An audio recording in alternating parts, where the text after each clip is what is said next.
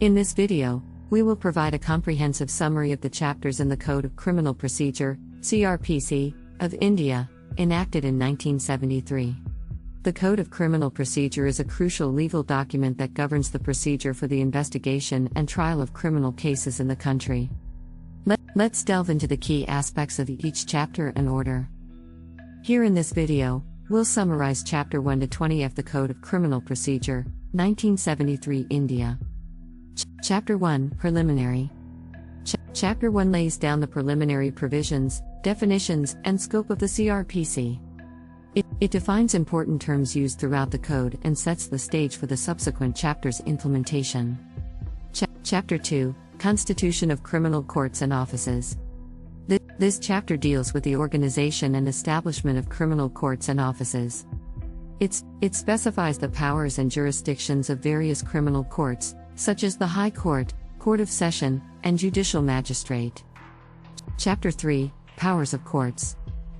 Chapter 3 outlines the powers of various criminal courts concerning the conduct of trials and investigations. It determines the extent of authority vested in different courts to ensure a fair and efficient judicial process. Chapter 4 Provisions for Investigation. This chapter includes sections 36 to 37, which focus on the powers of superior officers of the police and the aid provided to magistrates and the police. It empowers superior police officers to exercise control and direction over their subordinates and emphasizes the importance of providing aid to magistrates and the police during their official duties. Chapter 5 Arrest of Persons. Chapter 5 discusses the procedures related to the arrest of individuals by the police and private persons. It outlines the rights of arrested individuals, circumstances under which arrests can be made, and the manner in which arrests should be conducted. Chapter 6 Processes to compel appearance. This chapter deals with the processes used to compel the appearance of accused persons, witnesses, or other individuals before the court. It ensures the attendance of relevant parties during criminal proceedings to promote a fair trial.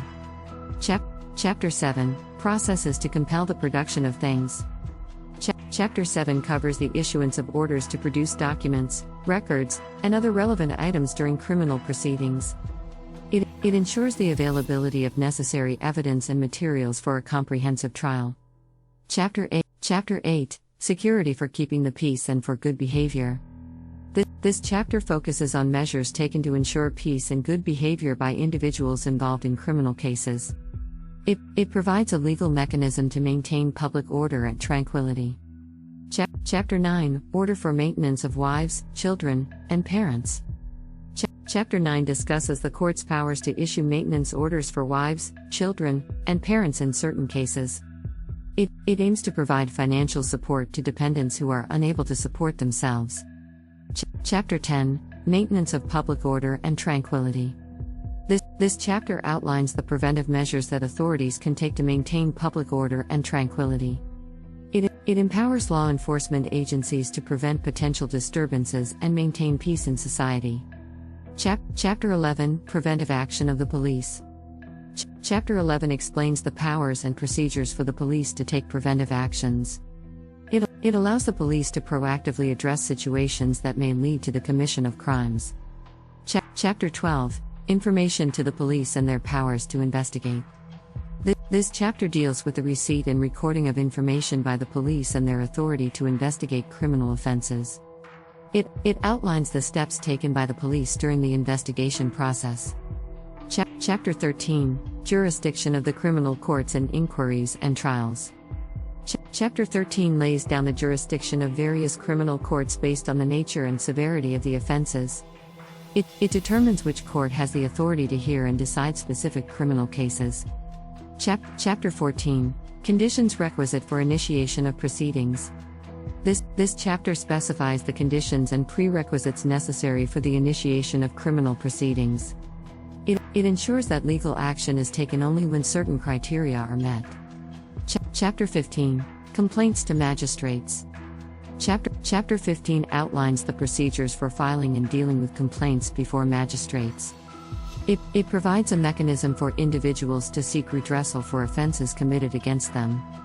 Chapter 16 Commencement of Proceedings before Magistrates. This chapter deals with the processes and formalities involved in initiating criminal proceedings before magistrates. It lays down the groundwork for the trial to begin before the designated magistrate. Chapter 17 Charge. Chapter 17 is dedicated to explaining the concept of the charge in criminal proceedings. It covers the framing and alteration of charges, ensuring that the accused is informed of the accusations against them. Chapter 18 Trial before a court of session. This chapter focuses on the conduct of trials before a court of session, which is a higher court empowered to try serious offenses. It outlines the procedures for the commencement of the trial, recording of evidence, examination of witnesses, and arguments by the prosecution and defense. The chapter also covers provisions for judgment and sentencing after the trial is concluded. Chapter 19 Trial of warrant cases by magistrates.